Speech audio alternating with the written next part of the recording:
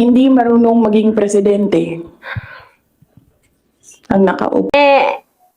Kumusta naman po kaya siya?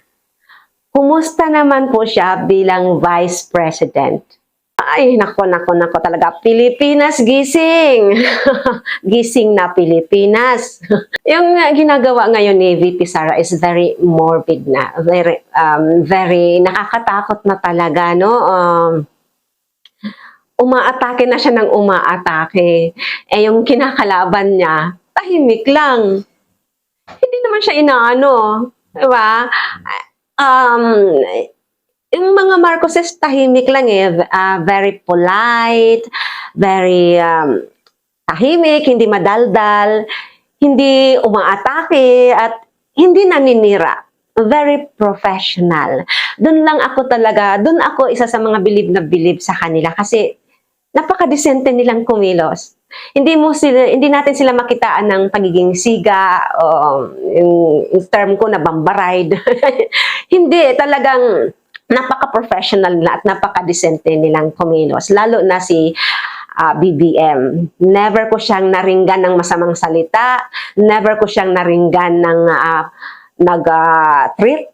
threaten. Never ko siyang naringgan na umaatake. Never ko siyang naringgan na manira ng isang tao.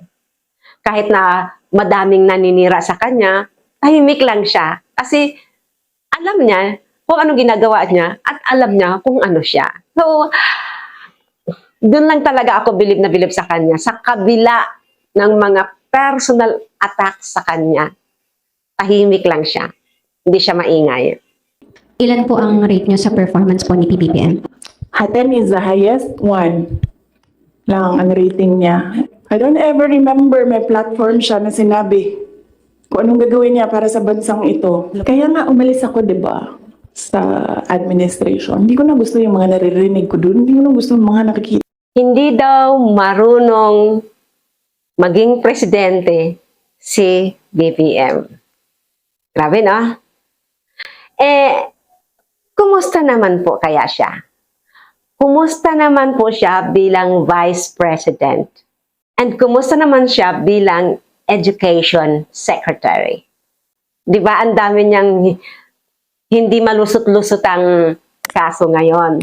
Hindi niya ma-explain yung confidential fund and yung paano niya nagamit, saan niya ginamit, bakit umabot sa ganun kadaming milyones yung nagamit niya. Di ba?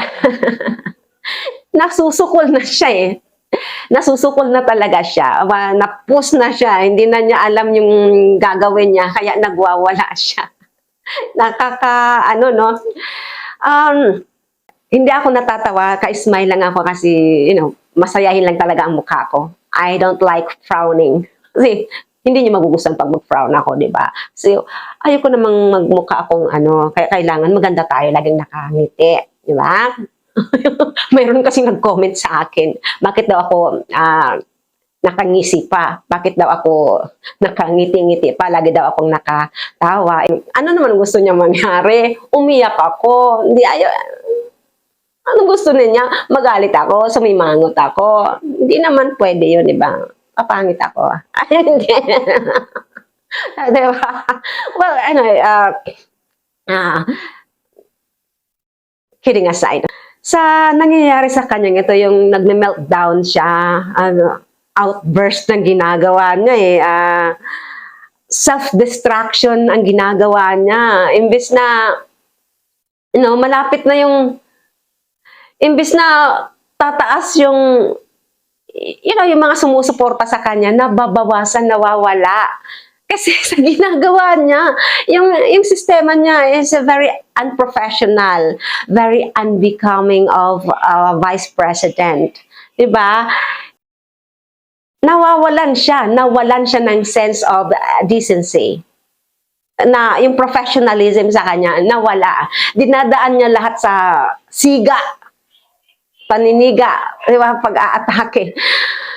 Ay, minsan nauubusan ako ng sasabihin kasi talagang na-disappoint kasi ako sa kanya sobra. Kasi I was one of her supporters nung nakaraang election. I was so happy na lumabas sila ni BBM, nanalo sila.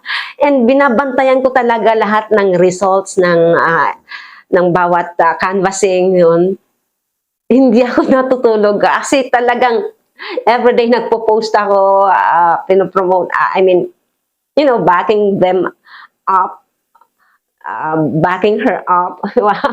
Kasi sinusuportahan, syempre. Diba? But, kasi akala ko noon, hindi siya ganito. Hindi siya ganito na may anger issue siya. Hindi niya kayang kontrolin yung emotion niya. Kasi bilang government official, humahawa ka ng tao, tumakbo ka bilang tagapagsilbi ng mamamayan, dapat you know and you should know how to control your emotion, especially your anger. Kasi hindi tama pag lagi kang galit, lagi kang emotional, lagi kang nagpapadala sa mga problema or issues na binabato sa'yo, it's best na wag ka na lang magpatuloy sa pagsiservisyo kasi hindi mo kayang dalhin yung bigat and pressure ng mga problema na hindi mo inaasahang mararanasan mo pala. So, hindi biro-biro ang maging government official. Hindi biro-biro ang magsilbi sa bayan kasi dapat yan matibay ang karakter mo, matibay ang utak mo, matibay ang dibdib mo, at hindi ka mag-meltdown, hindi ka outburst, hindi ka below the belt, hindi ka mamemersonal, hindi ka aatake na para kang isang hindi tao na yun mali na yata. Para basta ganun. In short, I'm so disappointed with her. Oo, ganun. Sa mga alam ko na marami pa rin po kontra kasi talagang buo pa rin yung tiwala nila at suporta sa kanya. Pero ako talagang hindi. Sira na siya. Oo, isa lang ako. Sino ba naman ako? Pero, nagsisimula ang marami sa isa, di ba? So, what if now this time, and I'm sure marami ng katulad ko na disappointed sa kanya.